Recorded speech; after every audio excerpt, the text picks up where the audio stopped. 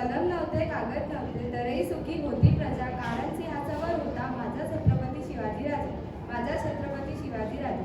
सन्माननीय मूर्ख गुरुजनांनी, माझ्या प्रिय मित्र आणि मित्रांनी, सर्वप्रथम मी आपण सर्वांना छत्रपती शिवाजी महाराजांच्या जयंतीच्या हार्दिक शुभेच्छा देतो.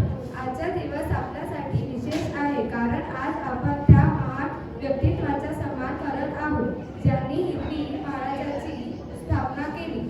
छत्रपती शिवाजी महाराज हे केवळ एक युद्धकुशल योद्धे नव्हते, तर ते एक उत्कृष्ट प्रशासक, दूरदृष्टीचे नेते आणि एक वेगाने व्यक्तित्वाचा होते. त्याच्यावर प्रधानमुखे केवळ मराठा साम्राज्याचा नाही, तर संपूर्ण भारताची शान वाढली. छत्रपती शिवाजी महाराजांचा जन्म 1930 फेब्रुवारी 1630 रोजी शिवनेरी किल्ल्यावर झाला. त्याचे बालपण अत्यंत कष्टमय होते, परंतु त्याच्या मातोश्री जिजाबाई यांनी त्यांना एक महान विचारधारा दिली. जिजाबाईच्या संस्कारांनी त्याचे व्यक्तित्व घडले. छत्रपती शिवाजी महाराजांची लहानपासूनच स्वराज स्थापनासाठी शपथ घेतली होती आणि त्याच्या पाठीमागणे ते तळमळत होते.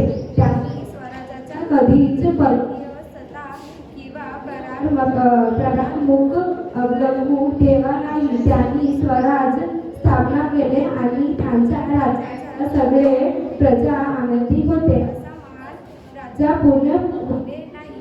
धन्यवाद.